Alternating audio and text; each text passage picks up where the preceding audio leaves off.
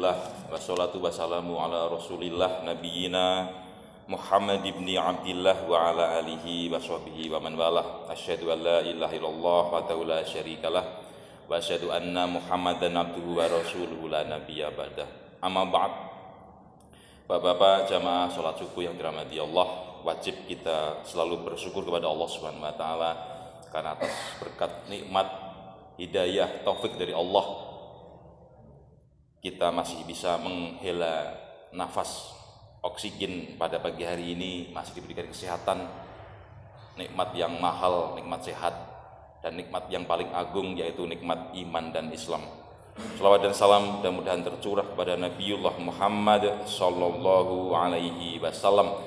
Jamaah dirahmati Allah, mengawali kultum pagi hari ini kami ingatkan bahwa insyaallah tanggal 13-14 Agustus nanti Masjid Al-Kahfi akan mengadakan beberapa perlombaan, menyisipkan, mengikutkan lomba terkait dengan lomba yang diadakan oleh anak remaja kita Tarka RW 05 dari masjid, mengikutkan 3 lomba, yaitu yang pertama lomba adzan, yang kedua lomba tahfidz Quran juz 30 saja, enggak usah banyak-banyak, yang ketiga lomba kaligrafi. Nah, bapak-bapak bisa mengikuti, memilih satu atau dua-duanya, yaitu lomba adzan dan kaligrafi, menulis Al-Quran. Terserah, mau kalimat tauhid boleh, kalimat tahmid, tasbih silakan, subhanallah, alhamdulillah silakan. Adzan terbagi menjadi 3 kelas, kelas anak-anak sampai dengan SD, kemudian remaja itu SMP, SMA, dan terakhir dewasa, kuliah sampai dewasa tua. 3 kelas lomba adzan. Kemudian yang lomba tahfidz Quran hanya ada 2 kelas, anak-anak sampai dengan SD, yang kedua SMP, SMA. Dan kaligrafi sifatnya umum, mau anak-anak mau dewasa diadu saja. Nah, hadiahnya uang tunai. Uang tunai, tidak main-main. Nah, kalau yang lain cuman piala, karena banyak keluhan dari jamaah, kalau cuman piala banyak Pak, di rumah sudah banyak.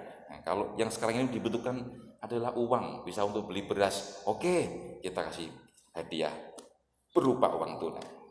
Bapak-bapak untuk meramaikan silakan daftar, bisa melalui RT masing-masing, atau untuk yang kalau nggak melewati RT bisa lewat narahubung yang ada di masjid sini, koordinatornya yaitu Bapak Ustadz Ahmad Dede Rusmawan, yaitu yang kita kenal dengan nama Abah Acong. Satu lagi adalah Ustadz Febi Khairul, nah yang di belakang itu. Nanti bapak-bapak bisa mendaftar lewat beliau. Putra-putrinya didaftarkan silakan, tapi tentu yang adzan ya laki-laki saja, yang putri nggak usah. Jamaah sekalian, baru saja kita melaksanakan ibadah Idul Adha dan kurban. Nah, kultum hari ini adalah tidak jauh dari masalah itu. Walaupun sudah disampaikan beberapa kali, tapi mudah-mudahan dapat menambah wawasan jamaah sekalian. Kalau kemarin kita perhatikan jamaah sekalian, ada yang lebaran hari Sabtu dan ada yang lebaran hari Ahad.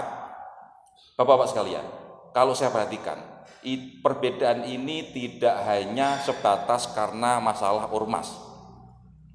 Yang Muhammadiyah Sabtu, yang non Muhammadiyah NU dan segala macam Ahad. Ternyata tidak. Apa alasannya? Saya perhatikan, Pondok Pesantren Cipasung lebarannya hari Sabtu.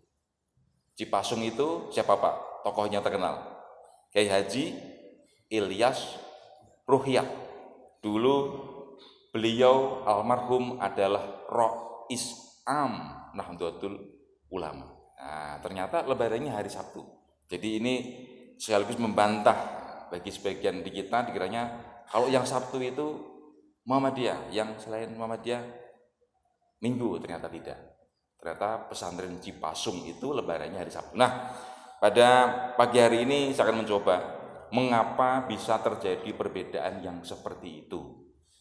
Ternyata jamaah sekalian, saya catat ada 6 pendekatan metode yang dijadikan sebagian ustadz, ulama, kiai di Indonesia untuk menentukan kapan itu Idul Fitri, kapan itu Ramadan, dan kapan itu Idul Adha, dan sebagainya.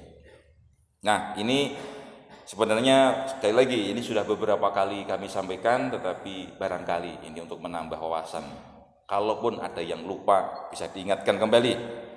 Dalilnya sama, hanya penafsirannya rupanya yang berbeda-beda.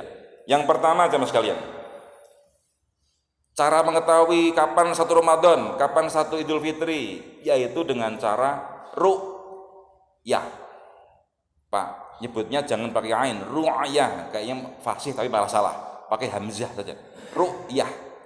Jangan salah juga ruqyah, beda lagi Pak. Kalau ruqyah itu yang didoakan pakai, ya sebenarnya kalau raqah itu seperti jambe-jambe. Jadi kalau Bapak misalnya sebelum tidur membaca muawwidzat, Qul huwallahu ahad, Qul a'udzu birabbil falaq, Qul a'udzu birabbin nas, ditiupkan ke tangan seluruh tubuh. Nah, dibalurkan. Itu namanya salah satu contoh pakai qaf, ruqyah. Kalau ini pakai hamzah, ru'yah pakai hamzah. Dalilnya apa dalilnya? Dalilnya sabda Nabi Muhammad sallallahu alaihi wasallam, sumu li ru'yatihi wa aftiru li ru'yatihi. Puasalah kalian li. Nah, di sini kalau dalam bahasa Arab lamnya itu namanya lam litta'lil. Ini kita belajar juga bahasa Arab. Artinya sebab. Sumu, berpuasalah kalian sebab karena melihat hilal satu Ramadan, wa aftiru, dan berbukalah kalian oleh sebab karena melihat hilal tanggal 1 Syawal. Nah, itu dalilnya. Jadi menggunakan ru'yah. Nah, cara ru'yah bil ain, ru'yah dengan mata ini dijalankan oleh Nabi Muhammad, oleh para sahabat dan seterusnya. Di Indonesia, jemaah sekalian, yang menggunakan metode ini adalah yang konsisten itu ulama atau ormas NU. Mencontoh Nabi persis. Nabi menggunakan ru'yah, diikuti, bukan ru'yah semuanya sampai sekarang. Jadi kalau ditanya cara apa yang paling persis seperti Nabi, ru'yah bil ain, ru'yah dengan mata. Nah, saya pada posisi adil, tidak berpihak ke sana ke sini. Bagaimana caranya? Tanggal 29 setiap akhir bulan, tanggal 29 Pak, di ru'yah, dilihat ke ufuk barat sana, kelihatan hilal tanggal 1 awal bulan atau tidak. Hilal itu Pak, kalau sudah besar, agak besar, itu menyerupai bulan sabit. Tapi kalau masih hilal tanggal 1, itu hanya garis tipis dan sulit untuk dilihat. Apalagi dari wilayah Indonesia, ya dengan kelembaban sekian itu sulit. Kalau bapak-bapak pergi ke tanah Arab, nanti pergi ke Mekah, Madinah, silakan. Kalau malam bapak-bapak lihat langit, itu bintangnya lebih banyak dibanding Indonesia. Nah, kenapa? Ya di sana gurun Pak, gurun gelap, langitnya terang, bintangnya lebih jelas. Sehingga di negeri Arab itu kalau melihat hilal lebih mudah kelihatan. Di Indonesia apalagi kita sering musim hujan. Sekarang bulan Juli juga masih hujan. Kemarin Bapak lihat berita di mana? Di Garut, di Bogor, Tangerang banjir. Nah, karena hujan mulai dari hari Jumat sampai hari Sabtu. Kita alhamdulillah di Bandung aman-aman saja, alhamdulillah. Nah, itu ru'yah Pak. Ru'yah pakai hamzah, ru'yah yang pertama. Yang kedua, menggunakan metode hisab, pakai ha, hisab, ada alifnya panjang, hisab. Nah, ini yang kedua, menggunakan cara hitung-hitungan.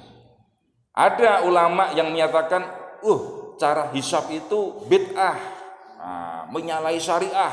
Yang benar itu harus dengan ru'yah.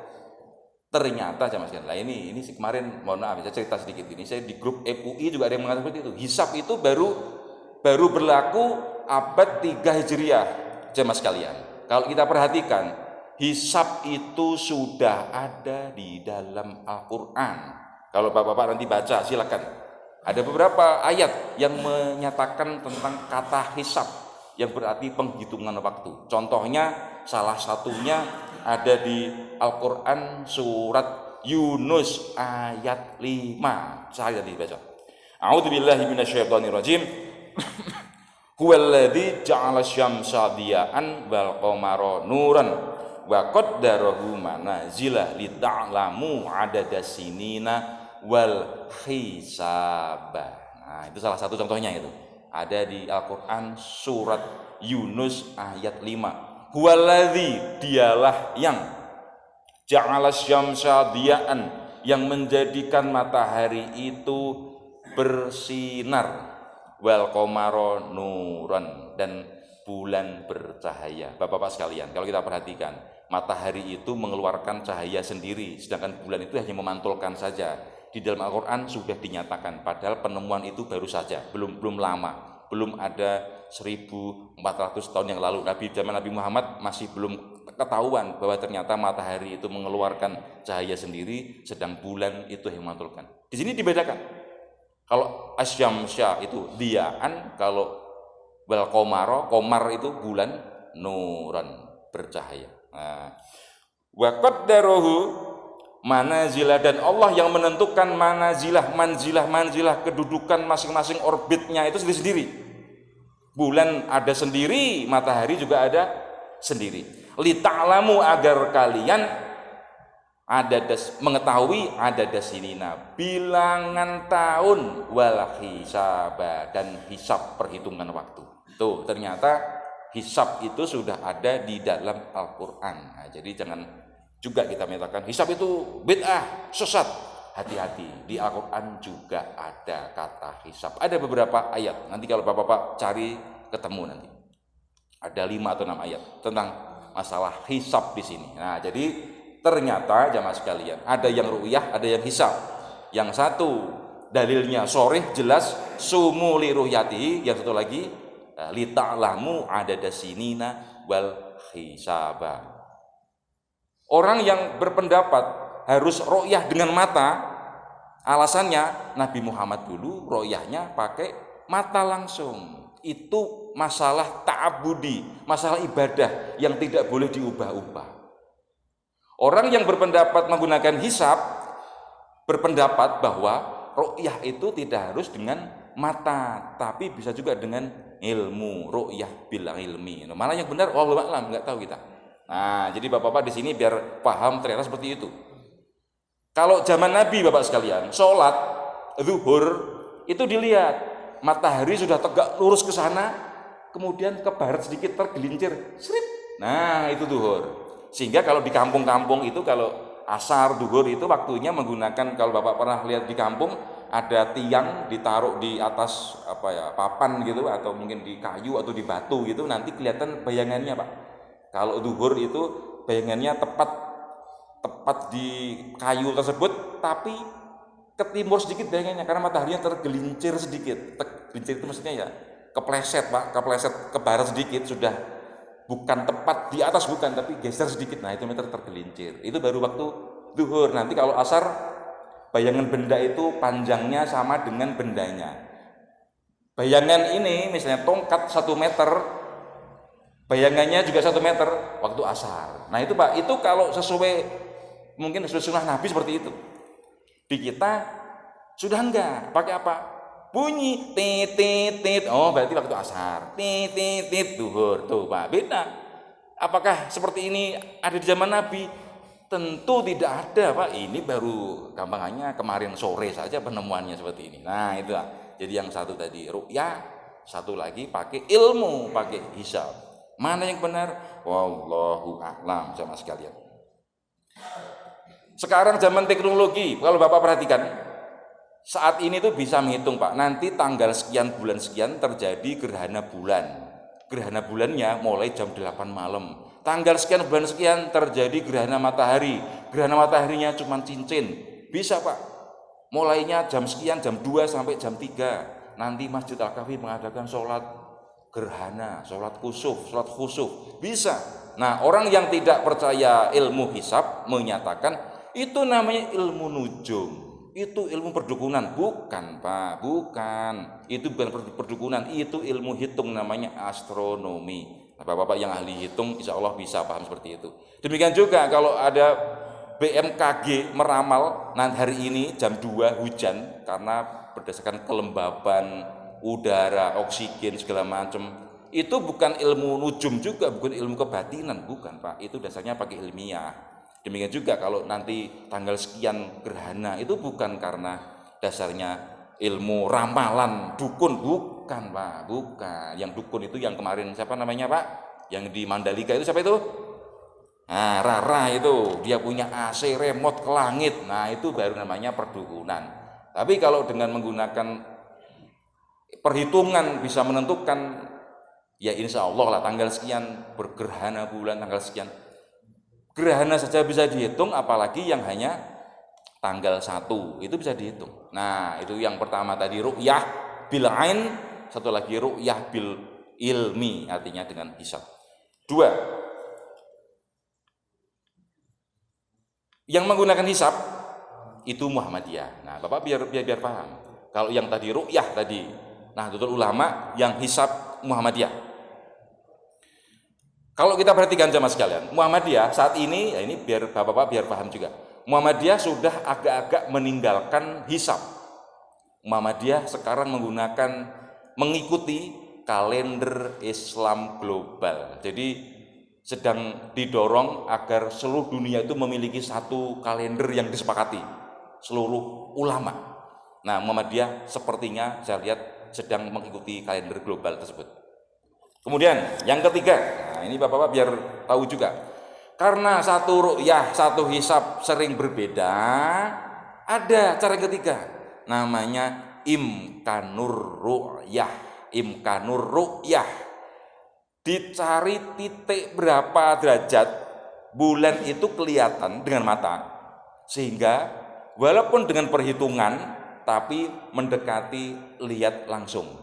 Nah, itu titik menjadi titik apa istilahnya Pak? Equilibrium. Kalau Bapak belajar ekonomi ada demand, ada supply, titik tengahnya. Nah, dengan cara imkanur ru'yah, kita kompromikan sajalah keduanya itu biar enggak terjadi percekcokan. Tengahnya apa? Imkan ru'yah, imkanur ru'yah. Nah, contohnya bulan itu baru bisa dilihat ketika ketinggian hilal itu misalnya 3 derajat. Oke, kalau begitu kita sepakati kurang dari 3 derajat kita anggap belum bulan baru. Tapi kalau sudah di atas 3 derajat sudah bulan baru, besok tanggal 1. Nah, itu contohnya. Cara ini Pak disepakati oleh Mabims. Mabims itu apa? Mabims itu menteri-menteri agama Brunei Darussalam, Indonesia, Malaysia, dan Singapura. Nah, itu Pak, 4 negara ini Mabims. Nah, di Indonesia yang menggunakan cara imkanur ru'yah ini adalah Persatuan Islam. Bapak biar paham ini. Jadi kita sama-sama belajar.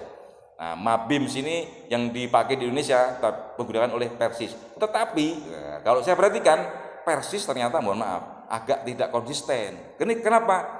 Jadi ketika tanggal 29 Persis menunggu pengumuman sidang itsbat dari pemerintah. Kalau besok Lebaran, walaupun hitungan imkan ru'yahnya itu harusnya lusa, diubah menjadi besok. Nah, ternyata mohon maaf tidak konsisten 100%, ternyata masih menggunakan ru'yah juga, menggunakan sidang itsbat juga. Karena di Indonesia ini ya menggunakannya ru'yah di Indonesia ini mayoritas. Nah, itu yang ketiga. Yang pertama tadi ru'yah, yang kedua hisab, yang ketiga namanya imkan ru'yah. Imkan itu mungkin Pak, dimungkinkan untuk dilihat. Yang keempat, menggunakan ru'yah tetapi bersifat global. Maksudnya begini, ada satu tempat yang ditunjuk tempat ru'yah. Begitu satu tempat itu sudah kelihatan bulannya kelihatan, dianggap sedunia harus sepakat lebarannya sama. Nah, yang digunakan rujukan tempat tersebut, satu tempat itu adalah kota Mekah. Alasannya apa? Di Al-Quran kota Mekah itu disebut Ummul Qura. Bapak-bapak ini kalau ngaji ketemu Ummul Qura, itu artinya ibu, Qura itu kampung, ibu kampung. Kalau dinyatakan ibu kampung kurang tepat Pak, ibu kota saja. Nah, Ummul Qura itu artinya ibu kotanya Islam, itu Mekah. Begitu Mekah besok Lebaran, sudah sedunia harus Lebaran. disepakati. Nah, yang menggunakan cara ini namanya wihdatul matla'. Nah, susah menyebutnya, pakai to sama ain. Wihdatul, disatukan, matla'nya disatukan, tempat munculnya bulannya disatukan, yaitu Mekah. Wihdatul matla'. Yang menggunakan cara ini itu adalah Hizbut Tahrir Indonesia. Nah, HTI itu menggunakan teori ini. Jadi boleh kita nggak setuju dengan HTI, tapi kita harus tahu bagaimana cara dia menentukan Lebaran itu seperti itu. Satu tempat saja, yaitu Mekah, karena Mekah itu Ummul Qura. Bapak-bapak kalau nanti naik haji, nah, di Mekah itu ada Universitas Jamiah Ummul Qura. Nah, saya pernah ke sana, Pak. Itu tempat kuliahnya Kiai Haji Said Agil Siraj dari mulai S1, S2, S3. Itu di depan kampusnya itu, Pak. Segang itu orang jualan kitab semuanya. Wah, uang saya untuk living cost haji habis beli kitab di situ. Wah ini kayak mungkin kalau ibu-ibu itu kalau diajak ke mall seneng kayak gitu, saya pikir saya kalau ternyata kalau orang jual buku itu seneng banget seperti itu, Pak. Beli habis. Ummul Qura artinya ibu kota. Qura itu kampung, Pak, artinya desa. Kolot Dayeh, nah gitu, Dayeh Kolot itu kampung tua. Ini Ummul Qura, ibu kota. Nah, yang keempat, wihdatul matla', disatukan. Yang kelima, caranya sudah nggak peduli ru'yah, nggak peduli hisab, pokoknya ikut pemerintah. Nah, ya ada seperti itu. Dalilnya apa dalilnya? Atiullaha wa atiur rasul wa ulil amri minkum. Taatlah kepada Allah, taatlah kepada Rasul dan ulil amri. Nah, pokoknya ikut pemerintah mau hisab, mau ru'yah nggak apa-apa. Pokoknya mau Lebaran, Rebo, Kamis, Jumat nggak peduli, pokoknya ikut aja. Nah, itu dipakai saudara-saudara kita dari Salafi. Nah, itu mereka taat kepada pemerintah. Pemerintah mau kapanpun, pokoknya kita ikuti. Nah, pokoknya kita taati. Itu yang kelima. Dalilnya lagi, ada lagi sabda Nabi yang berbunyi an-nahru yauma yanharun nasu bal fitru yauma yuftirun nasu. An-nahru waktu penyembelihan itu adalah hari di mana manusia itu menyembelih, dan berbuka puasa, beridul fitri itu juga hari di mana manusia menyembelih. Nah, berbuka puasa. Nah, jadi Lebaran ikut dengan orang-orang kebanyakan mayoritas, nanti ketika mau penyembelihan kurban juga ikut mayoritas. Itu yang dipakai oleh teman-teman kita dari Salafi. Nah, jadi Bapak biar tahu, mereka nggak peduli pemerintah mau ru'yah, mau hisab, nggak peduli. Kalau NU, jamaah sekalian, kalau saya baca hasil keputusan lajnah apa istilahnya, Bahtul Masail Diniyah, itu menyebutkan kalau pemerintah menggunakan ru'yah ikut, tapi kalau pemerintah menggunakan hisab tidak ikut. Nah, kalau NU seperti itu. Silakan nanti Bapak baca kumpulan hasil Bahtul Masail Diniyah NU itu ada seperti itu. Saya sudah baca. Nah, jadi kalau pemerintah menggunakan ru'yah ikut, karena itu yang dipakai oleh Nabi Muhammad. Tapi kalau pemerintah nanti misalnya menteri agamanya bukan dari NU menggunakan hisab, tidak ikut. Nah, itu kalau NU. Kemudian yang terakhir jamaah sekalian, ada lagi. Kalau Idul Fitri ikut pemerintah, tetapi kalau Idul Adha nunggu wukuf di Mekah haji, ada seperti itu. Kalau Idul Fitri ikut pemerintah, tapi wukuf hari Idul Adha-nya nunggu wukuf di Arafah. Karena apa? Puasa Arafah itu menurut mereka harus ikut wukuf di Arafah. Nah, yang menggunakan teori ini, kalau saya perhatikan, satu diantaranya itu, kalau Bapak-Bapak pernah dengar namanya Ormas Majelis Tafsir Al-Quran MTA di Solo pusatnya. Yang kedua, Dewan Dakwah Islamiyah Indonesia. Dulu ada partai, Pak, namanya Partai Masumi, besar sekali, pendirinya Bapak Muhammad Natsir dari Bandung kebetulan. Beliaunya ini walaupun asli dari Padang. Nah, ketika Masumi dibubarkan, tokoh-tokohnya ini mendirikan ormas namanya Dewan Dakwah Islamiyah. Nah, Dewan Dakwah Islamiyah ini mengikutkan ormasnya itu wukuf, ikut ketika wukuf di Arafah, karena wukufnya itu di Arafah, hari Arafah tanggal 9 nunggu wukuf dulu, 10-nya besoknya. Nah, ini seperti itu. Nah, jemaah sekalian, ada 6. Jadi ada 6 ormas atau 6 kelompok pemikiran yang ada di Indonesia ini. Nah, ada baiknya jemaah sekalian, kita itu harus berlapang dada menghadapi perbedaan seperti ini. Ya, salah satu kenyataan sampai saat ini jemaah sekalian, kenyataan yang kita hadapi bahwa ternyata umat Islam itu belum memiliki kalender almanak yang disepakati oleh seluruh ulama. Belum ada. Kenyataan itu, Pak. Padahal jemaah sekalian, kalau kita perhatikan, di dunia ini yang ada peradabannya itu sudah memiliki kalender semuanya. Ada kalender Cina, ada, Pak. Tahunnya tahun tikus, tahun babi, ada kan? Tahun kambing, tahun apa misalnya.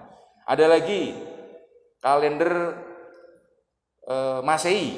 Nah, ada kalender Masehi, Pak. Kalender Masehi yang Januari, Februari, Maret itu Masehi. Yang keempat Hijriyah. Ini harusnya ada. Bulannya disepakati, tapi kapan tanggal 1 Ramadan tahun depan? Belum ada, Pak. Belum ada kesepakatan. Nah, nunggu dulu. Itu kenyataan seperti itu kenyataannya. Nunggu sidang isbat dulu. Kalender Jawa ada, Pak. Ada pasaran, Senen, Pon, Wage, Kliwon, Legi, Pahing. Jawa itu, Pak. Kalender Sunda juga ada, saya lihat itu. Ada Kartika, ada Posia, Maga, Palguna, Setra. Saya kurang begitu paham. Nah, bapak-bapak yang barangkali USA, orang Sunda asli, USA, orang Sunda Pituin, nah mungkin tahu masalah ini, masalah hari kalender Sunda. Ada lagi kalender Bali, Pak. Bali itu juga saya perhatikan dasarnya itu menggunakan perputaran bulan, hampir sama dengan Islam. Karena di Bali itu, Pak, agama Hindu itu kalau bulan purnama itu mereka ada ritual ibadah tertentu. Nah, itu jemaah sekalian, di antara perbedaan-perbedaan yang ada di kita, sekali lagi hal-hal yang seperti itu mari kita berlapang dada. Seandainya ada saudara kita yang lebarannya kok beda dengan kita, oh mungkin dia ikut salah satu dari 6 tadi. 6 yang mana? Yang tadi lah pokoknya lah, enggak apa. Nah, demikian Bapak-bapak sekalian, kultum pada pagi hari ini, mudah-mudahan ada manfaatnya. Kurang lebihnya mohon maaf yang sebesar-besarnya. Aku lu qouli hada fa astaghfirullah li wa lakum. Wassalamualaikum warahmatullahi wabarakatuh.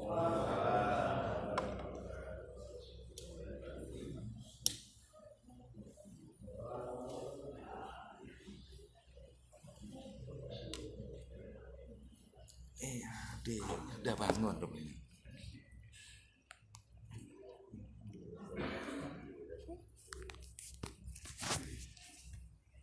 Allahumma salli ala sayyidina Muhammad wa ashghil